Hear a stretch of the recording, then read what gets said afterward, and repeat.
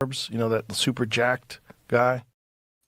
Malaysian 370, contact Ho Chi Minh 120.9. Good night. Good night, Malaysian 370. Breaking news tonight, a Malaysia Airlines flight with 239 people on board, including 4 Americans, has gone missing. Even as these grainy satellite images released today by the Chinese government. Again, the Malaysian flight too was one shot at China saying knock it off. Why shoot it down though if it's not hostile? Our technologies permit us to manipulate time and space. Why the Americans would? Maybe distance annihilated. This country is very powerful. Far more powerful than people understand. We have weaponry that nobody has any idea what it is, and it is the most powerful weapons in the world. Not even close. I remembered the line from the Hindu scripture, the Bhagavad Gita. Vishnu is trying to persuade the prince that he should be his duty, and to impress him takes on his multi-armed form and says, "Now I am become death, the destroyer of worlds."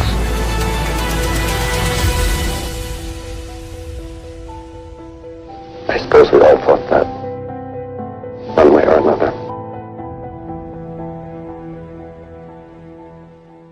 Woo! Let's go, chat! It is Friday. Welcome to the live stream, guys. OMG. I got Lulu on the couch. Wow. Okay, guys, let's get it rocking. Right off the bat, the big news of the day. Iran has announced that they have had a fusion breakthrough. So we're going to be talking about that. We're going to be talking about more nuclear power being incorporated into transports. The U.S. government is going all in on nuclear power. In addition to that, Starfleet Academy has been announced. Real Starfleet Academy. So we're going to dig into all these topics tonight. Thank you guys for being here. And of course, free energy is real. Now, some announcements off the bat. Number one, people saw my post about MRIs and said, "Are you okay? Are you okay? Why are you getting an MRI?" I went partially blind in my right eye yesterday for about 30 minutes. They have said that it is ocular migraine, something I didn't know existed until yesterday. And I tried to do an MRI for it. And what I will tell you guys is MRIs are really scary. You have to be mentally prepared for it. To do a head MRI where they put you in this machine and they spin these electromagnetic things around your head, you have to get earplugs, then headphones, then they put a cage on you, then they put you into this contraption where you're enclosed and the things are spinning around your head, and you have to be there for an hour. I'm going to be honest with you, Chad, I didn't make it. So I might stroke out. If you see me stroke out, please call the police, call an ambulance. I'm not faking it. But no, in all seriousness, they said the risk was really low. I should be fine. It's just some weird ocular migraine thing where I partially just go blind for like 30 minutes. So no big deal, guys. Okay, let's move on. You guys don't want to know about me. Announcements. I am going to be, in addition to interviewing Dan Winter soon, as well as Douglas Miller, I've also secured an interview with Anthony Williams. And you may say, Ashton, why are you announcing that you have secured an interview with the spook, a real-life spook? Because I want to see if the CIA steps in and stops it from happening. I haven't been this excited for an interview since Salvatore Pais, since the first Salvatore Pais interview. Now, Anthony Williams, if you guys don't know, that's a pseudonym. He's an intelligence community person that nobody knows who he is except for Stephen Diener. And I secured an interview with him through Stephen Diener. I don't need to know who he is. I don't care. He should be afraid of interviewing with me, but he's not, which is amazing. And to reward him for his faith, I'm not going to try to gotcha him or anything like that. Not interested in that. I just want to learn more about the intelligence community, how they operate, and what their connection is to the UFO super advanced technology. So that's going to be my focus. Don't expect a lot of questions about MH370 or gotchas like that, okay? I'm going to be respectful. Okay, now let's move on to the big news.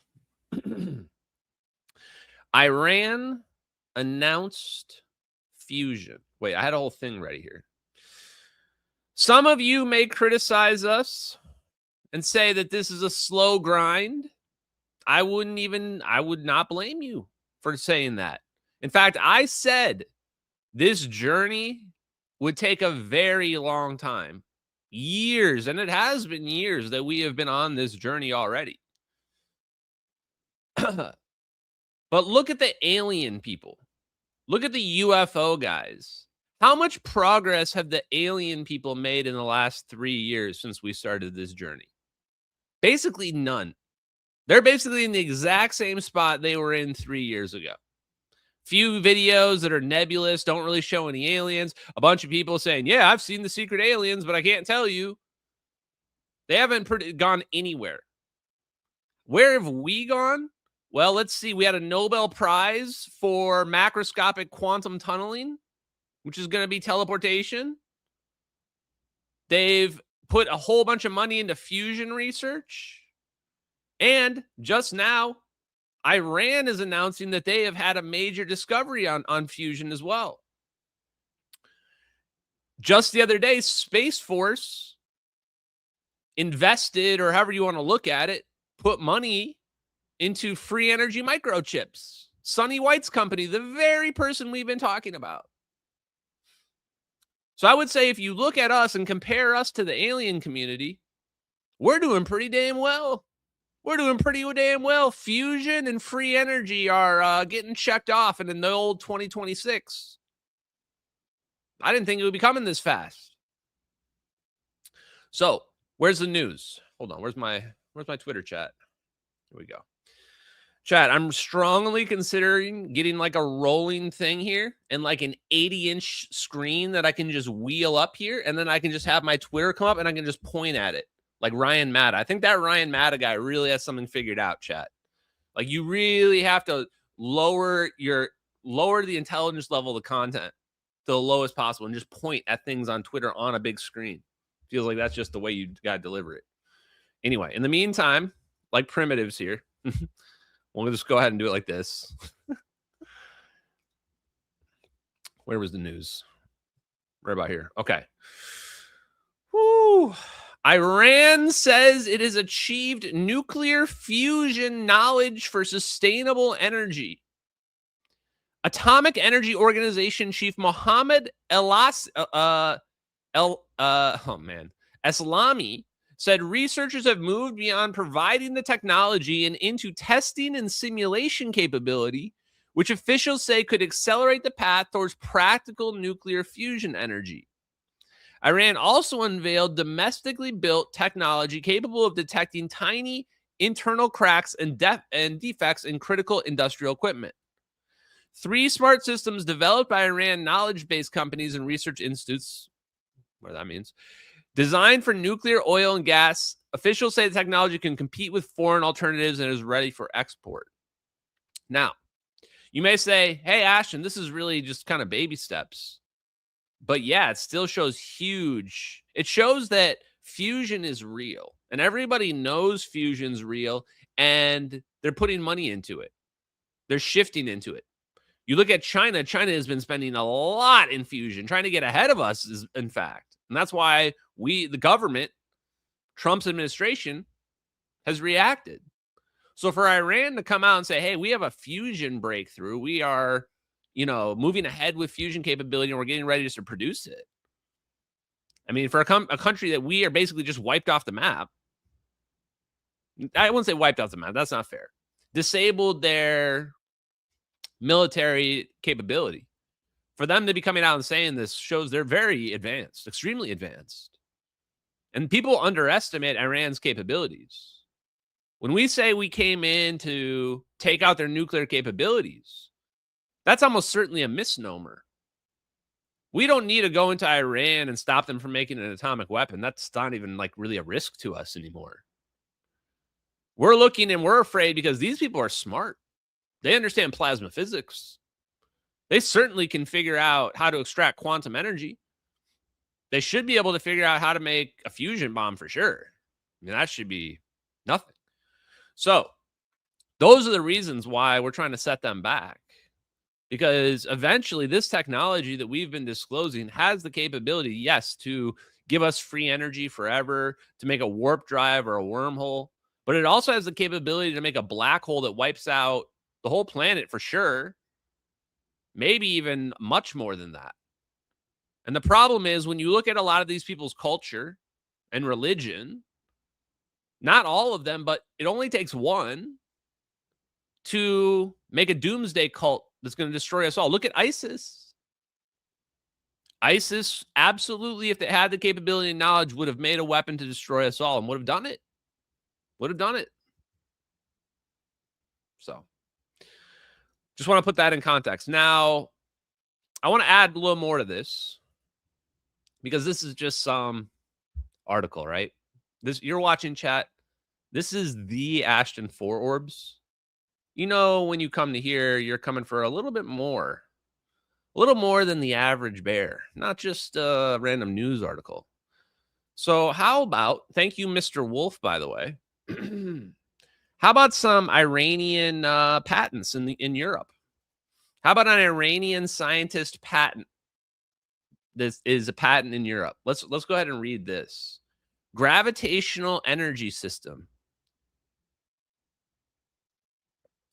A new method and technology is described to create under centrifugal and vacuum conditions in presence of ionized condition. So ionization would be plasma. Centrifugal forces is spin. Vacuum conditions. Turbulence, rotation, and compressive and heating of gaseous matter that is created in a reactor by at least one central rotative magnetic field with the purpose of creating plasmonic conditions leading to the creation of various magnetic fields, where at least the interaction of two magnetic fields would at least lead to the creation of at least one gravitational force phenomenon.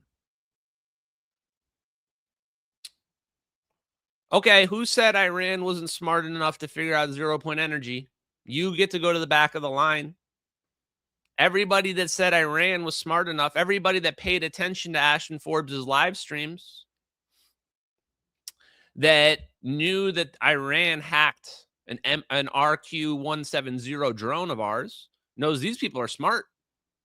These aren't primitives, chat. Some of these Iranians are very smart. And he basically just described how you can turn a fusion reactor into a gravitational manipulation wave. In fact, that's almost certainly at least similar to what the ion pumpy thing is doing. Think about what the ion pumpy thing is doing. It's just creating plasma fusion conditions and then turning them into a gravitational force. And it uses that to fly around with no inertia.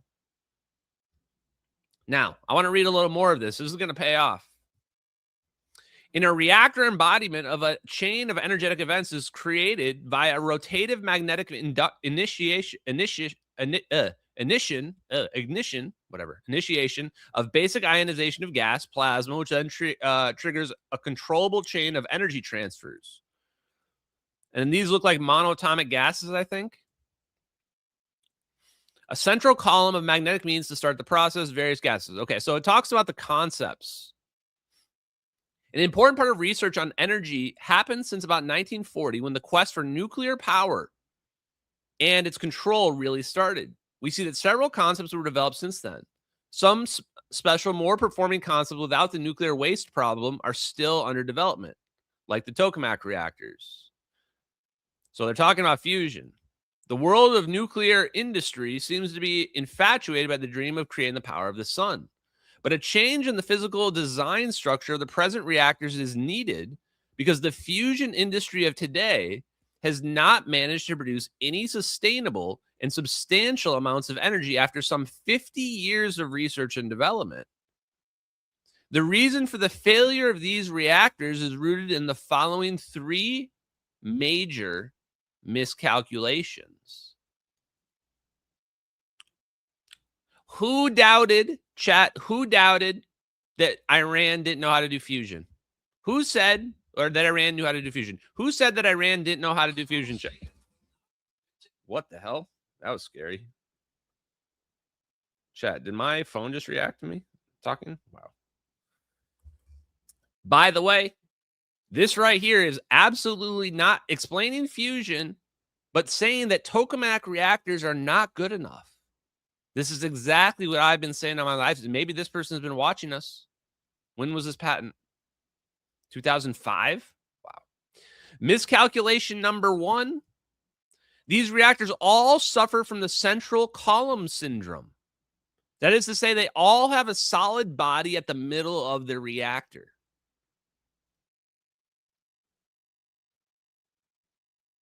Chat, you better be paying attention right now, because I'm turning you all into fusion experts in a YouTube live stream conducted by a healthcare IT consultant. All true statements. First thing, tokamaks are no good because in your donut, you have a column going right through the middle. You need nothing to be in the middle so your fusion reactions can initiate in the center. Fusion tokamaks are never going to work. Anybody trying to do a tokamak is an idiot. Upgrade your design. The reason is you need to be able to facilitate the physical loops of the magnetic coil rings so the magnetic fields can be produced and maintained to bring plasma to the right temperature. So what do? The fundamental reversal of the laws of physics. If one looks at the magnetic field of the forces of nature, the magnetic field is created and maintained from the center outwards in any star in possession of a fusion core. In these man-made designs, the laws of physics are turned inside out, where the magnetic fields are enforced from the outside inward. This is an explanation as to why scientists are using so much energy for such a small output. Damn, you go. They probably already killed this guy, chat. This guy's probably already dead. Our view, the magnetic field has to be created and maintained from the inner part and radiate outward, and thus allow for the creation of the second magnetic field force inward that will contain the plasma within the center of the core of the fusion reactor.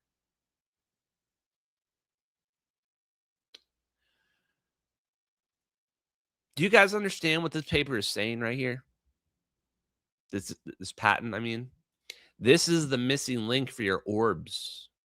Ashton Forbes was right. The orbs are fusion reactors. We've been doing fusion wrong this whole time, probably intentionally so. Fusion should be done where the plasma is free floating, the magnetic fields start from the inside out. There shouldn't be a center column in the middle of your fusion reactor. That's why we can't do fusion.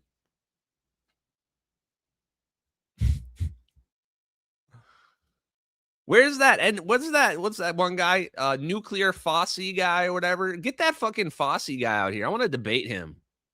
I want to take the title of the world's expert in fusion from whoever wants to argue with me about it. Anybody that wants to promote a tokamak reactor, basically, is who I want to debate. So the magnetic field has to be created and maintained from the inner part, radiate out, thus allowing the creation. Okay, I already said that. I'm an idiot. Number 3, current concepts of fusion production and the maintenance lack a source of gravitational fields to focus towards the center. The secret of the sun is holding together all the elements that can sustain fusion. Is the essence of its gravitational force. What that means is that the center of the sun possesses and maintains a very high level gravitational force field that can hold on to the plasma. The gravity around the center of the sun is calculated to be in the order of hundreds of thousands of magnitude. So, even when one asks the men in charge of the latest fusion experiments in the UK, they all report the gravity in the reactor core to be a fraction of the gravitational force on the surface of the Earth. This is primarily due to the fact that there is no system devised to create and maintain a gravitational force field to hold the plasma in the reactor core and pull it together.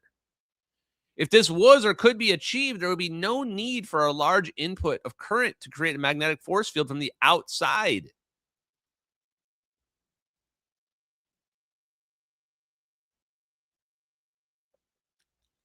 So they claim a method where under centrifugal and vacuum conditions in the presence of this ionizing condition, they are able to create a miniature sun.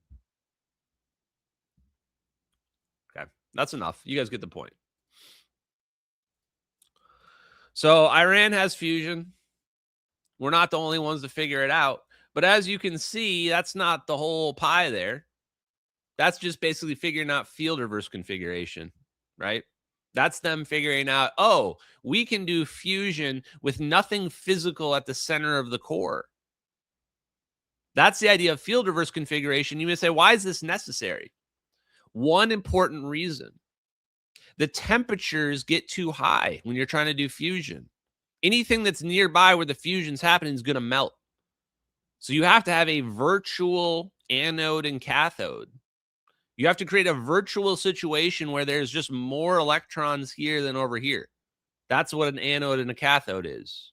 Control over the electric force or the electric field strength. How much negative potential. That's why what's his name? Bussard came up with this idea of creating this negative potential in the middle, because now we don't need to have a physical anode and cathode. Now we've created a virtual one using plasma itself. And now you've enabled the capability to create a sun, create a little miniature sun where all the gravitational force comes inward. And you may wonder, why is the military all over it? Why were they researching it? Well, this is why. Because they said, hey, what we were doing to get fusion was all wrong. Here's how we do it instead. Okay. More fusion stuff, chat. Where is it? The new one here. Now, a little politics.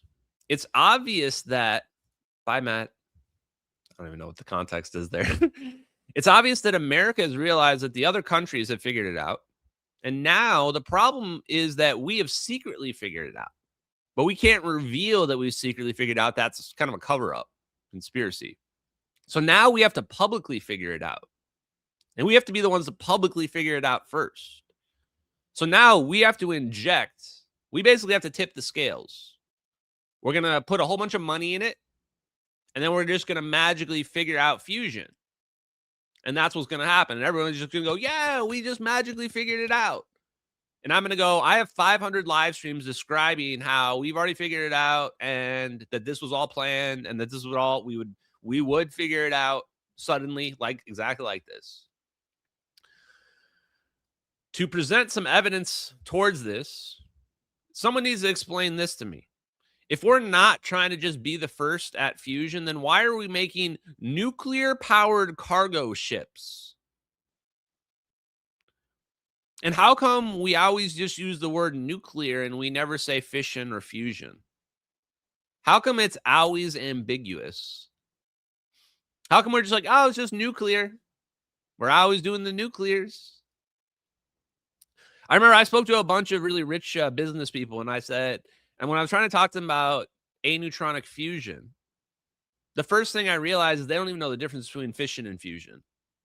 We had to get to step one. Most people don't even know the difference between fission and fusion. I mean, if they went to high school physics class, they should at least know the basics, but they don't really understand the significance. And you may say, well, what is the significance? Number one, no meltdowns. There's no meltdowns in fusion. Think about that. No meltdowns in fusion. Number two, no radioactivity. Does that sound pretty good? Aneutronic, no radiation. We can basically get rid of 99% of all the problems in energy generation. No pollution at all. Basically no byproducts. Sound pretty good? Well, now you understand why they hit it. Now you understand why they hit it. It's not even limited radioactivity. The difference between normal fusion and aneutronic fusion is more than like 99.9% of the neutrons. That's the difference. 99.9%. Think about how much you drink of random crap in your drinks. It's probably the equivalent to that. Not saying you want to put one right next to you, but you can probably have it in your garage and be fine. So here we go. Here's some news. Secretary Duffy is coming soon. Nuclear-powered cargo ships. U.S. Department of Transport is working to fast-track the construction of a new fleet of vessels to change the game and dominate China. What did I say, chat? I told you. They know China's figured it out. I mean, think about how crazy this is. Are we building these for somebody else? Are they military ships? Or are these just ships we're just like building for commercial use just because we want our commercial transport to have like the best?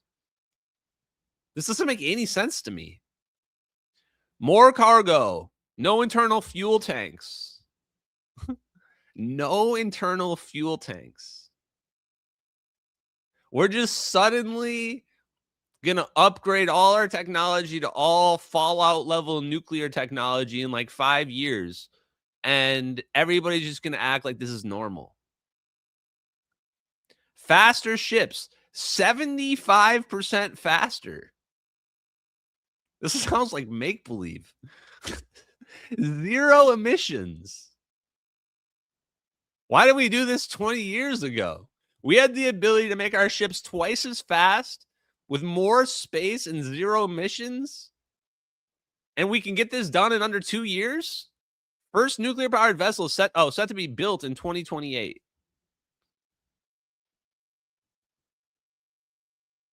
How is this working? Who's paying for this? Who are we giving this to? I mean, let me be clear. I love this. In fact, we should be doing more of this. I wish we were doing this the whole time. You may say, well, Ashton, this is the government paying for and buying ships. Yeah, this is what we should be doing. This is what government does best. Build shit. Build shit that otherwise the normal commercial industry can't do, like fusion and fusion-powered transport vessels.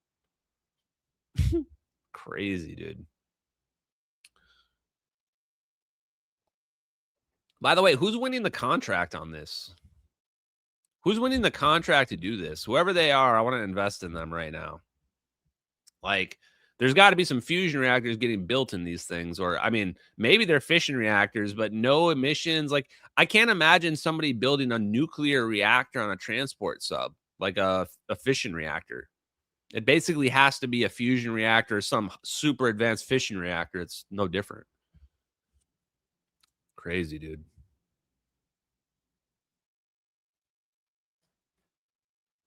How is this real? Between this and the small nuclear reactors and the fast tracking of fusion research and Iran saying they've had a fusion breakthrough, how can we not feel like everything's going our way right now? From a perspective of 0 point energy, everything's going our way. And you may say, Ashton, why does this matter? It matters because what's going to happen is once fusion gets ubiquitous, once everybody is doing fusion and people start to figure out that tokamaks suck and they should be doing, field reverse configuration, any high beta fusion, they're going to figure out 0 point energy. They're going to figure out free energy. People are going to start messing around with plasma, and they're going to first thing they're going to do is start messing around in non-equilibrium conditions of plasma. They're going to be like, what can this do? Non-equilibrium, separate these charges out. Start spinning it around. First thing you're going to see papers about anomalous gravitational readings, anomalous weight loss, anomalous energy gains from plasma rotation and non-equilibrium conditions. You're going to start seeing these all over, these papers popping out. And what does all that stuff mean? It means free energy. It means that plasma is, especially in these self-sustaining, self-organizing, non-equilibrium conditions, pulling energy straight out of the vacuum. Free energy. It's going to be moving around on its own because it's also producing propulsion when it does that. Yeah, is Lulu chilling back here? She's a chillest boo. Okay. So, Lost my train of thought. Pretty excited. Now, even more stuff. Chat, could you just think about all the news this week alone? This week alone, free energy microchips, Iran's announcing fusion. We're going to have some fusion transports. We got a moon base that we're sending people to, a moon colony that we're sending people to. Oh, and by the way, we're making Starfleet Academy. At this point, you should know I'm not joking. Yep, we're making real Starfleet Academy. Donald Trump, take it away, bro. Take it away, Starfleet Academy. I'm excited. Let's do it. For this reason, in my first term, I created the 6th branch, United States Armed Forces, Space Force. And today I have another historic announcement to make. This is something that's so exciting for me, given the rapid growth of the Space Force and the commercial space industry and the expansion of our ambitions to the moon and far beyond the moon. Far beyond the moon will someday be thought of a close location, like in the old days, the subway, the first stop. The moon will be a close location. But it's clear that we will need to educate and train an entire generation of skilled service members, engineers, and civil operators, and everything else to do what we have to do and what we're right now doing the best and will continue, and I think by leaps and bounds. And that's why in a few moments I will sign an executive order to begin the process of creating a new national academy. It's called the U.S. Space Academy. That's a big deal. So you think of West Point, and you think of Annapolis, and you think of the Air Force Academy, and you think of the Coast Guard Academy. Is great. They're all great. But we're going to have now the Space Force. We're going to have an academy for what the people in this room love the most. That's exciting. That's really exciting. And I'm going to be choosing a location very shortly. I know where some people want it that are in this audience. Some people come down like this one guy over there. He's lobbying me, say, leave me alone. Just leave me alone. I'm not sure he's going to get it. I don't know if he's going to get it. But everybody wants it because it's the hot thing. Space is the hot thing. Chat. Oh, it didn't stop. You know what I have to say to that, chat?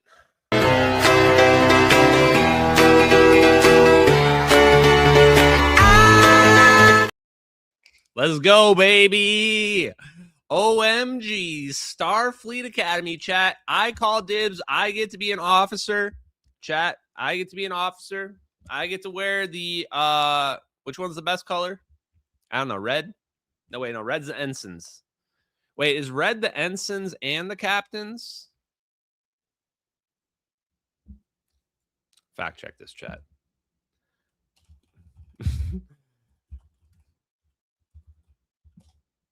What color did Captain Picard wear? Yeah, he did wear red. Red was the captains and the ensigns. Anyway, that seems weird to me. Point being, Trump said the moon is going to be considered a close location. See, Redditors, it just keeps getting better and better for you. First, you're going to have your lives destroyed. Now your lives don't need to be destroyed. Now you get to go live on the moon, in the moon colonies. And now the moon colonies aren't even going to be the furthest place. We're going to be sending people out to like Ceres, those isolated dwarfs, Pluto. Pluto's still a planet, chat, at least in my mind. We're going to be sending people to Pluto, probably to mine salt or something like that. I don't know. Don't care. Now, let's go to the next thing. Data centers are bad. I don't know if you knew this, guys. This might be a little controversial, but computers are not good. Ni hao. Ni hao. Data center, very bad. Use much good waters. I don't know if you guys heard this, chat. The data centers are using up all the good waters.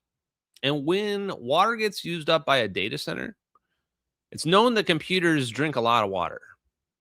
And after they've drank that water, it disappears. And they use up all your energies too. The reason why your bill is like $800 a month is because the data centers are using up the energies that you would normally be getting. It's crazy. So basically, if you support data centers, you hate nature. You hate nature because you're destroying the environment. And you should definitely be voting against computers. Computers are bad. Technology is bad, chat. That's pretty much goes without saying.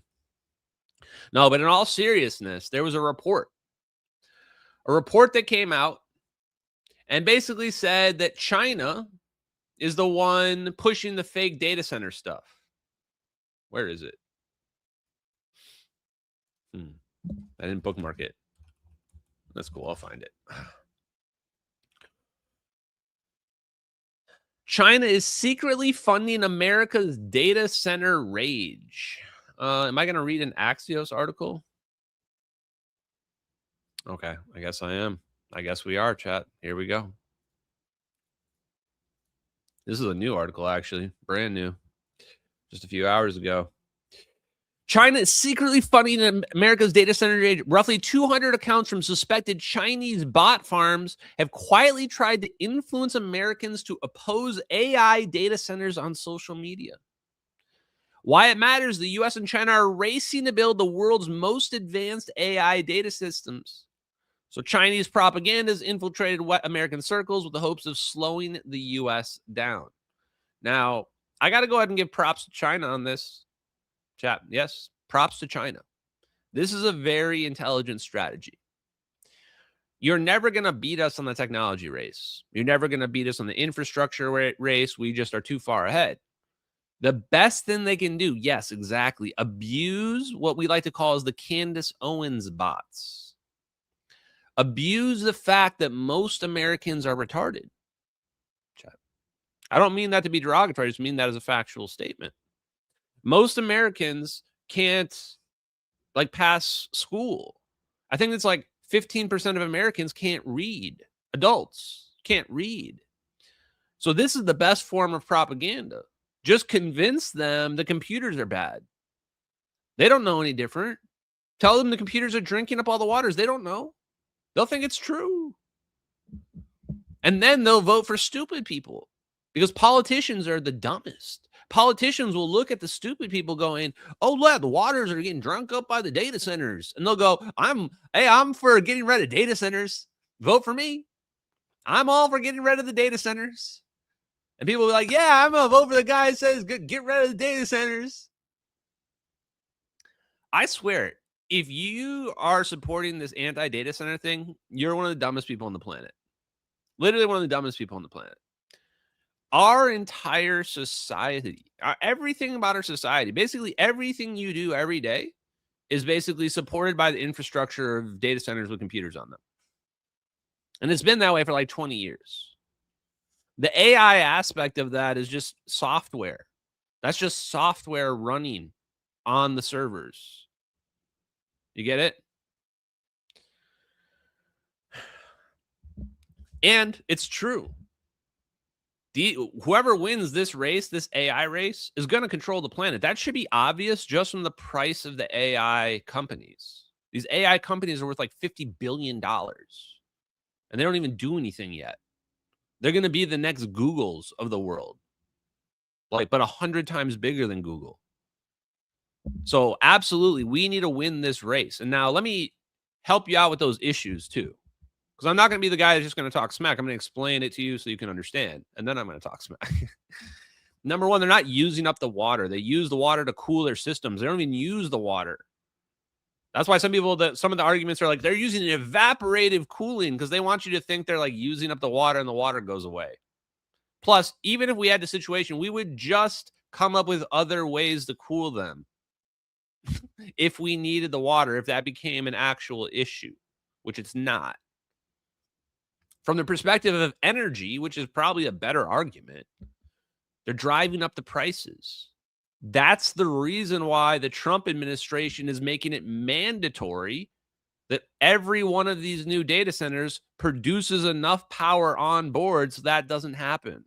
It's just a matter of supply and demand. So if you increase the demand, you increase the supply to compensate, the price doesn't go up. That's the whole point. Now here, you want to know the dark side of that? Here's the dark side of that. The data center companies that are the most expensive companies in the world are going to be using the best forms of energy in the world, which is going to be fusion, aneutronic fusion. It's going to turn out that the AI data center companies are going to become the energy companies because they're going to be producing so much energy that we don't need the regular energy companies anymore. So if you want to invest, I just gave you some advice right there. Wait, what else does this article say? Do we even care about any of the rest of this? Blah, blah, blah. No, we don't. You guys get the point. Honestly, my take's probably better than what that article is going to say anyway. So the energy's not an issue and the water's not an issue, and we need to win this race. If anything, we should be building more of these. In fact, if we're talking about political issues, the real number one political issue is not putting a bunch of woke guardrails on AI. The internet is meant to be free, and AI is meant to be free too. The moment we start trying to make AI trans or some shit like that, which 100% Democrats are going to do. You may say, Ashton, that's crazy. They're not going to do that. They already did. They already passed a law like this in Colorado. There's already a law in the books that AI has to be like socially equitable in its outcomes. This is the scariest and most dangerous thing that we can possibly do. We are trying to avoid AI wiping us all out. It's going to obsolete all of us. The number one thing we have to not do is turn it into a woke psychopathic killer. And if we start confusing it, making shit up, telling it to deny reality, it is absolutely going to wipe us all out. So no guardrails, just let it do its own thing. Okay, let's move on. Data centers are bad, chat. My God. Hopefully we dealt with this data center crap. Because we're getting good, at least I feel like I'm getting good, at detecting the propaganda as it's unfolding in real time. And seeing the narratives form and just wondering, how can people believe this? And then seeing like one of the biggest Redditor NPCs going, guys, did you know that the data centers are using up all the waters? Like, holy shit. I hope people are not listening to that guy, but I know there's probably millions of people listening to him every day. Okay, let's switch gears. Dark energy is fake. Sabine Hassenfelder finally coming on board. Did I even quote tweet this? I didn't even quote tweet this. I was busy all day today. Sabine Hassenfelder. Where is it? Why can't I click on her name? Here we go. Chat, 5-minute video. Let's see how long the commercial is in this one. What do you guys think? Over 1 minute? Probably a minute and a half, be my guess. Let's listen. Let's try not to get copyright striked. Here we go. We'll increase the speed. Stake when they introduce dark energy. This is what a team of mathematicians say after looking at the equations, because they find that actually dark energies are necessary. If they're right, that'd be the ultimate embarrassment for physicists. Chat, I gotta be real. That's not gonna be the ultimate embarrassment. I mean, that's pretty big embarrassment. Not gonna lie, it's a pretty big black eye to have made up a fake thing called dark energy because your physics doesn't work. And then to say that everybody else is a pseudoscientist for like 50 years, that's pretty fucked up. Yeah, it is. But I'm be honest with you, it's going to get worse. In fact, it's going to get much, much, much worse. That's just the beginning. This thing ends when the academic physicists admit free energy is actually real. 0 point energy is real, and we can actually tap into it. Think about the black eye when that happens. They're gonna have to call the police, chat. It's gonna be a murder. Let's have a look. About 25 years ago, astrophysicists noticed that the universe does not just expand, the expansion is getting faster too. This doesn't sound like a big difference, okay? So we thought the universe expands, now the expansion also changed. Yes, sir. Great to dishonor. You great to dishonor your family. Is that an Indian mixed with Japanese? Yeah. Wow, that's I'm multi-talented, chat. Just in time, that can't be so difficult to include into the equations, and indeed, it's not difficult to include mathematically. The problem is entirely on the physical side. To get the expansion to accelerate, you need a peculiar sort of energy with negative pressure. There's no such energy that we know of, so physicists just postulated that it exists. Chat, there's no energy with negative pressure, chat. Doesn't exist. Oh my God, chat. Why do people listen to her? Why do they listen, chat? There's no energy with negative pressure. Are you sure about that? Think you might be wrong on that one. Yes, there is. The 0 point energy. Why would I say that the 0 point energy is negative pressure? Because the way you should think about 0 point energy is you should imagine an ocean. And you should imagine the physical world as everything above the surface of the ocean, above surface level. The negative energy is all the energy in the ocean itself, below surface level. And if we could tap into that ocean of energy, that would give us the negative energy that we need. That's real energy that we're pulling out. But when we pull it out, the energy has to come and restabilize. And that creates that negative pressure force that we need. That force that we would call anti-gravity. That's how conceptually we should think about 0 point energy.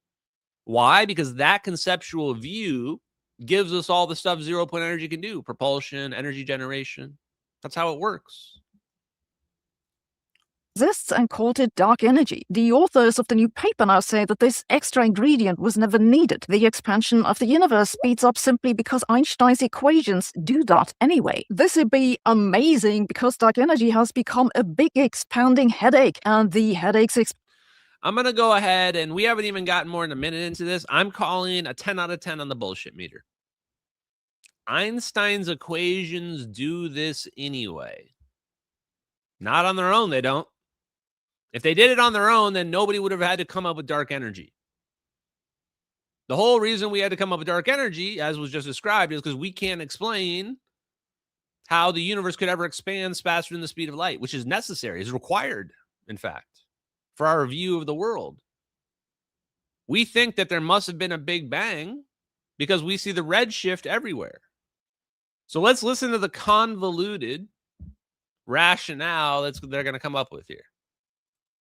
expansion seems to be speeding up as well. You see, dark energy, if it exists, is not a small contribution to the universe. It'd have to make up most of the energy, more than 3/4. Despite that, we supposedly can't measure it anywhere on Earth. It just sits there doing nothing. We also don't know what, if anything, it's made of. And in the past years, it's become clear that the simple idea that dark energy is just a constant contribution doesn't quite work. We now have multiple sets of data that require dark energy to change in time. And astrophysicists are busy cooking up reasons that in hindsight explain why it actually has to be this way. The authors of the new paper say that physicists have simply screwed up the mathematics. You see, physicists usually assume that dark energy is just there since the beginning of the universe. This team of mathematicians instead asks, okay, but what if it's not there? Instead, they look at the first moments of the universe without dark energy. They just put matter into the universe, not perfectly smooth, but...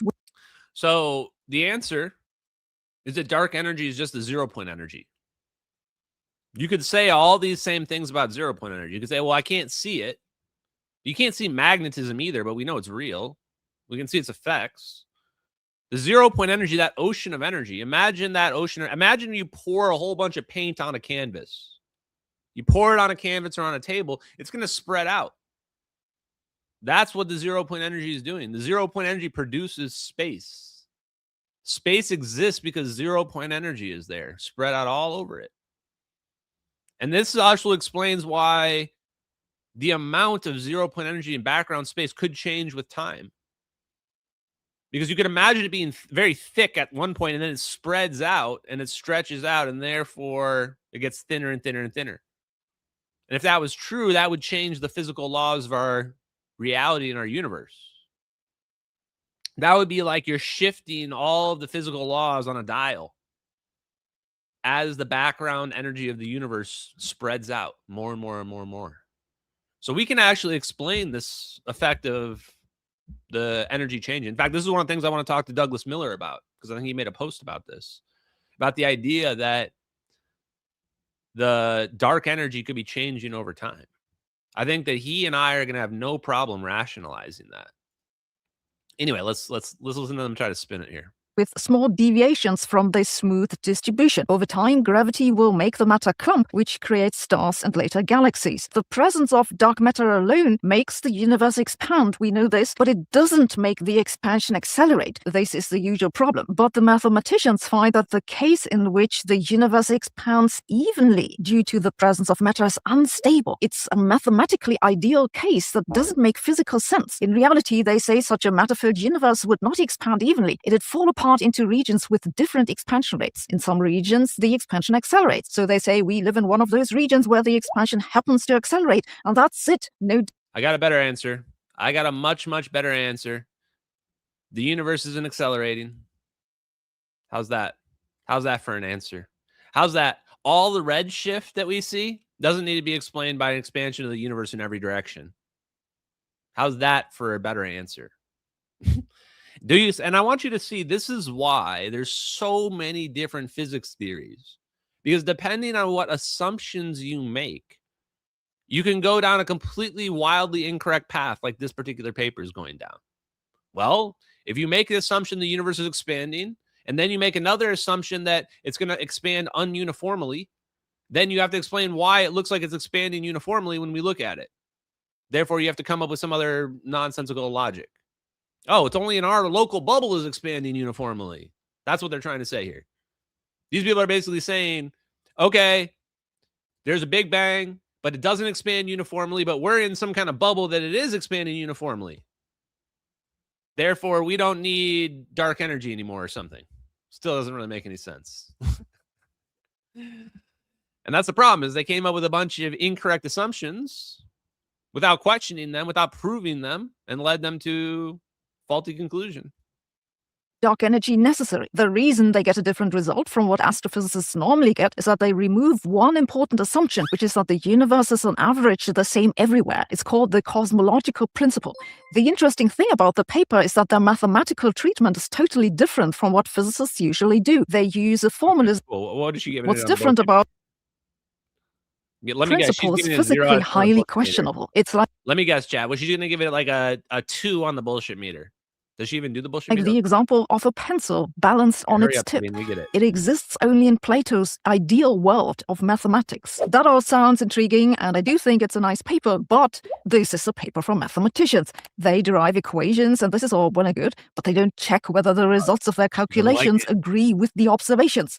And that's a high demand. Their idea would have to fit all the cosmological data. Supernovae, the cosmic microwave background, baryonic use, standard model of cosmologians. Well, not only because of that. It's popular because despite its shortcomings, it fits a lot of data. This is why I give the paper a 6 out of 10 on the bullshit meter. Nice maths, not much physics. Okay, cool. Whatever. She edited the commercials out for her YouTube. Interesting. Or for the X. That's interesting. Okay.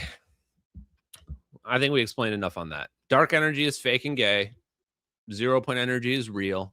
That paper is absurd. Just ignore that. 0 point energy is still real. Now, one of the biggest criticisms I get, and I just saw it some more in the chat, doesn't matter who it was, I get it all the time, is what am I doing to help? Why am I not building something? And I want to address that. I've already addressed it a million times. I'll address it another million times probably. But instead, what we're going to do is we're going to watch one of my biggest haters, actually. He was on the Matt Bell podcast, Jason Verbrelli or something. I literally don't know how to say his last name or what it is. But let's find out. Jason Verbrelli. Now, we're going to watch a little bit of this because this is going to help you guys understand what we're up against, number one, and why I don't build something. I want you to understand before we even watch this, though. I will only watch like 30 or 40 minutes. Shout out to Matt Bell. I love Matt Bell. And I'm glad he's talking to different people. I don't think you should ever blackball anybody. I think you should hear everybody out. That's the only way things happen. Even people I don't like. This guy's wanted me to interview him and debate him like a million times. And I'm going to explain to you why I wasn't interested in debating him from when we watched this. But what I want to say is the main thing I discovered from this, not discovered, but I want to impress upon people is that I took entrepreneurship class. I took business class. I was actually a business major in school. There is no guaranteed product in this world, not even free energy.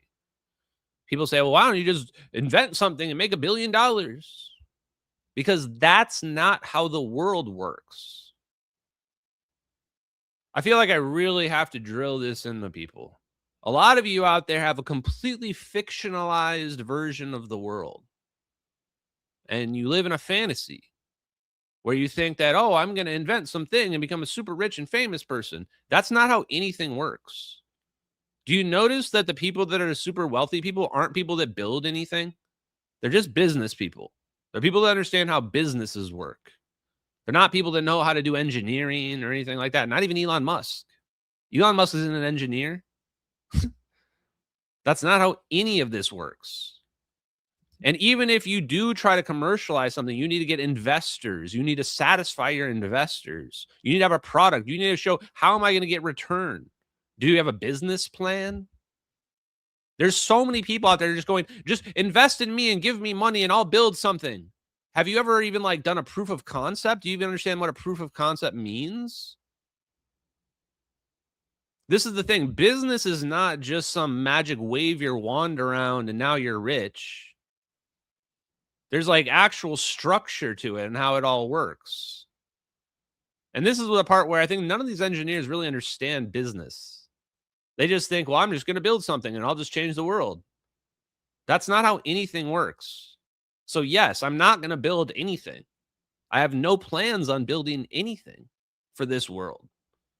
I'm going to sit here and talk about it because talking about it and explaining it and influencing people is 1,000 times more influential, 1,000 times more significant than wasting my time with another person who's begging for money to build a product that nobody's even proven, that nobody even has a test case for.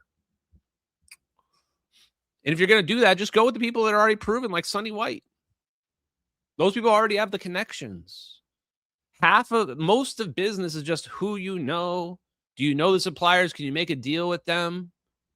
And can you get that done ahead of time before you even build anything so you don't even have to risk the money? Anyway, let's watch some of this.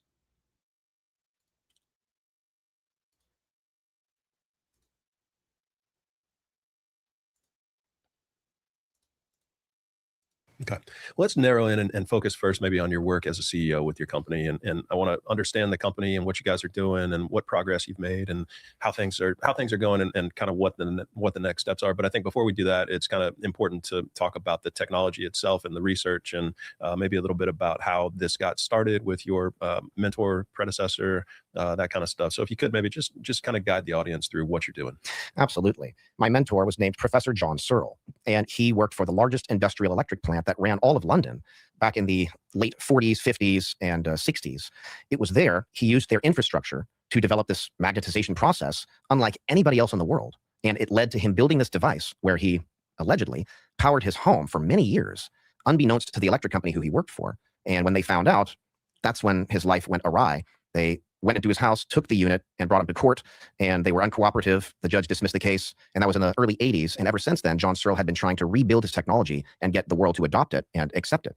The BBC allegedly filmed him displaying the device. He gave lectures all over the world, and that is the basis for the technology that we work on in San Diego, is this alternative magnetization process, which ultimately leads to absorbing the energy from around the unit and generating electricity without need for fossil fuels.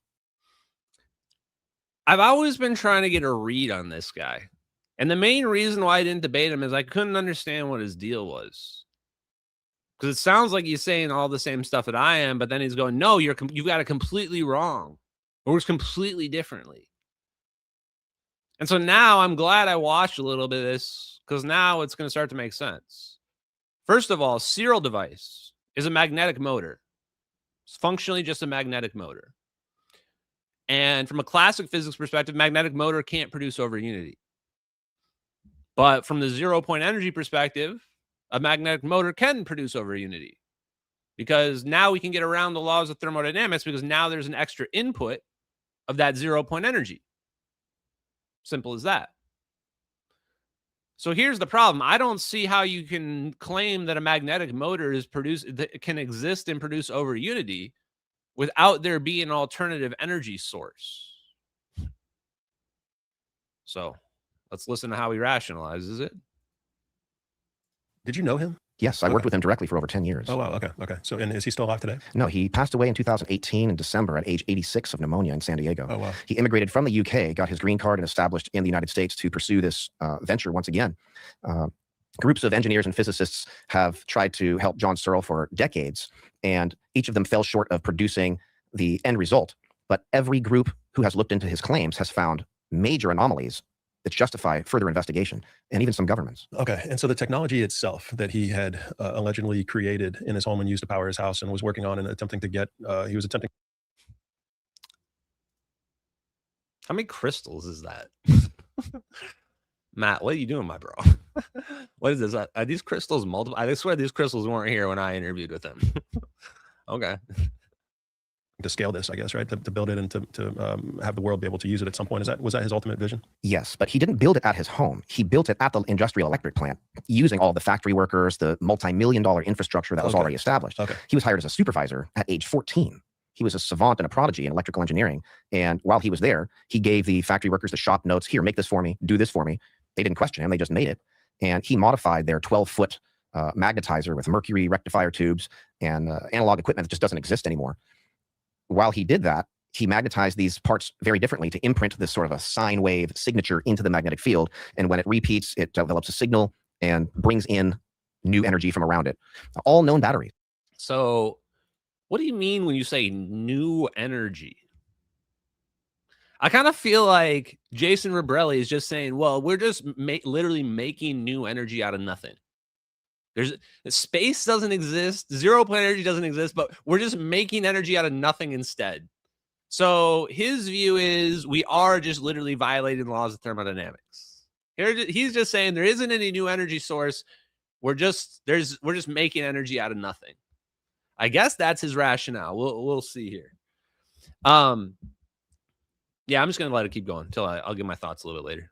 All power sources are pretty much depleting a finite supply of electrons, like from a battery. Once those electrons leave the battery heats up.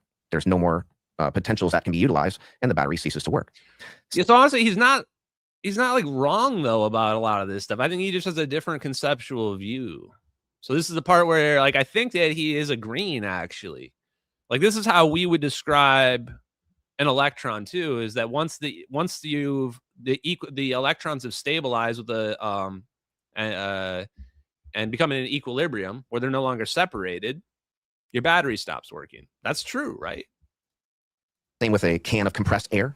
It's a closed system. You inject air into it, and then you can spray that air onto a wind turbine or a fan blade, and it can spin. But as soon as the can is equalized, there's no more power that can be used from that, because that's a closed system. No air can get back in the can. It's one way. No electricity can get back in the battery. It's a one way. John Searl discovered a way to bring in new electrons as old ones leave. So there's like a current and a flow in and out of the system, analogous. But here's the thing. You could still do this, but it's not over unity, right? Like, you can, if you're saying that this from a perspective of classic physics, you can pull in new electrons into a system, but that now increases the size of your system. And the problem is those electrons have to come from somewhere else. So this is the thing. This is why his logic doesn't work, why Jason's logic doesn't work here. You can't do what he's describing and produce over unity. You can just produce an engine that makes thrust and not get over unity, but that's not anything special. That's just called a normal engine. So if you're claiming there's something magical happening here and this thing's producing over unity, you can't just say, oh, it's pulling it from nowhere. And you also can't just say it's pulling it from the environment around it, because that's not specific enough. Does the device work in outer space? Does it work in the air? Does it work in the water? You have to be clear about exactly what's physically happening. To a hydroelectric dam, but on the so-called quantum scale. So what we do at SEG Magnetics is keep our feet rooted on the ground before we get our head in the clouds. I want to point out something that I do like that he said. Imprinting the S-wave magnetic field. This does seem theoretically possible, and this may be a secret requirement to a magnetic motor. Remember, the Liberty engine magnetic motor, they claimed that they needed a special composite silver, we think it was silver aluminum or something. But what if, when we imprint the magnetic field onto the metal, what if we could control that process? What if we could imprint the magnetic field so that it was asymmetrical? We imprint the magnetic field so that it's not perfectly symmetrical. That could potentially help in a magnetic motor where we're trying to get it to spin around perpetually. This is part of the reason why I like this idea of using specialized magnets that have certain imprinted magnetic fields on them in their structure, in their atomic structure. If that is possible. I think it is. And validate these wild claims step by step in a professional environment and work them out and see if there's justification to move on to the next step. Well, here's the other thing I want to say about this. And I think Matt Bell kind of smells it out here. What are we talking about? Go on to the next claims. This John Searl thing is like 50 years old. Like, this is part of my criticism is, why are you still worried about magnetic motors? I found out about magnetic motors. I got super excited about it. I did my own magnetic motor thing very briefly. And the first thing I realized is, why am I doing this when I should be doing microchips? That was the very first thing I realized. Why spend $50,000 on a magnetic motor, this giant clunky thing that's got moving parts, when you can make a microchip smaller than your nail that can power a phone forever? I'd much rather have that. I'd much rather have a microchip that can power a phone than some giant magnetic motor spinning around. So one of my main criticisms would be like, this guy just needs to move on.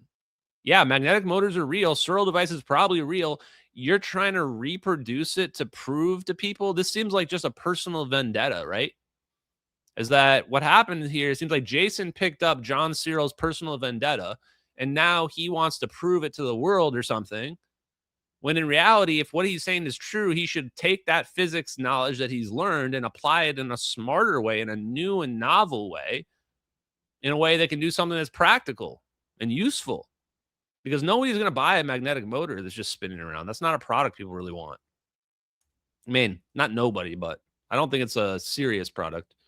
And in my near 14 years, everything that I have done in the machine shop and in the laboratory has validated this man's claims to lead to more work and justification. And now we're at the point where it's a $3 million end result. And that's the goal of the project, is to acquire the funding and support in order to bring this to fruition as John Searl intended and originally manufactured. So the $3 million, like, where's this number coming from? We need $3 million to do what? To make a magnetic motor? There's no way you need $3 million to make a magnetic motor. $3 million to make a prototype.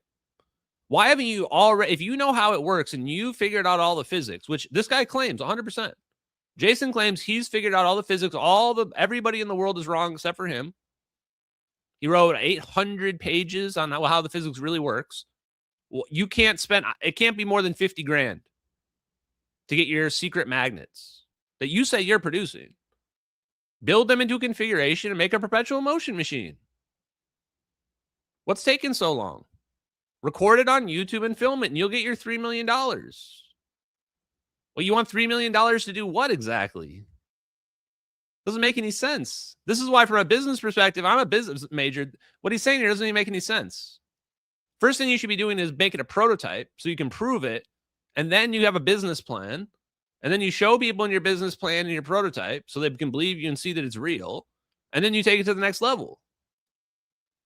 claim is he did this before, and we just need to do it again. $3 million end result. Yes. John Searl said that you had better have at least $3 million in the bank to account for all of the unforeseen work, for the payroll, for the insurance, the overheads, any equipment that you might need. And it's 2 to 3 years full-time work once you have a team of personnel.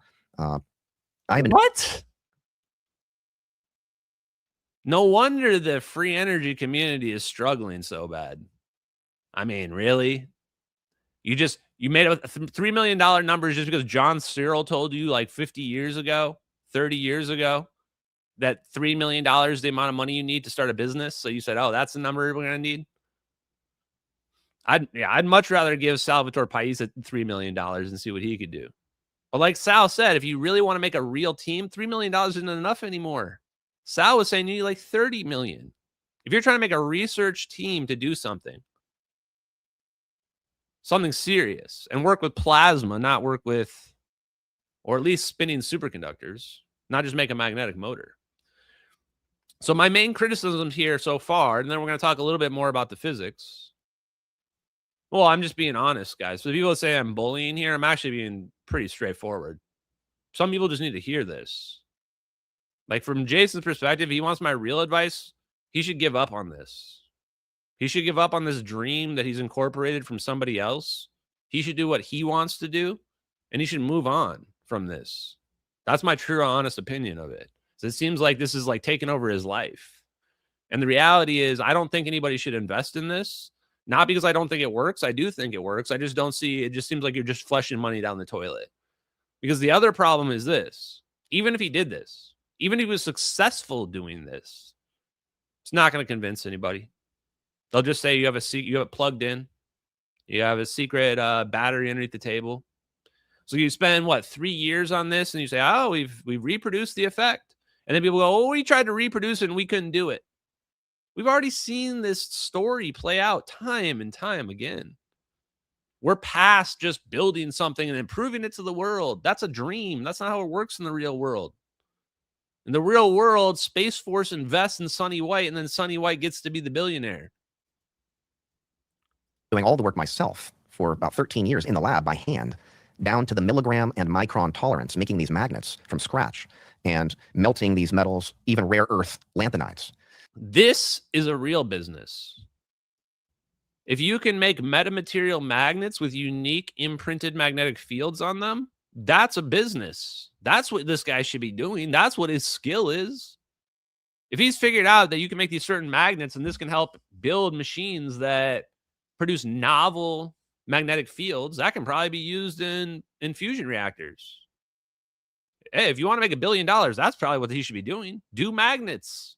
Didn't Trump say that like a million times? Do magnets. Stop trying to live this other guy's dream. Live your dream and build magnets, bro. I don't know of anyone else in the world who melts 30 to 40 pound batches of raw neodymium or straight rare earth lanthanides. People use neodymium powder in magnets in trace amounts to dope a magnet to make it stronger. But we use those elements raw as the core of the device. So there's a lot of different machining involved, and it requires a team, just like it did in his electric plant when he first developed the technology. So that's why if you did it before, why can't you do it again? We can, but with an adequate infrastructure and support. Let's move on.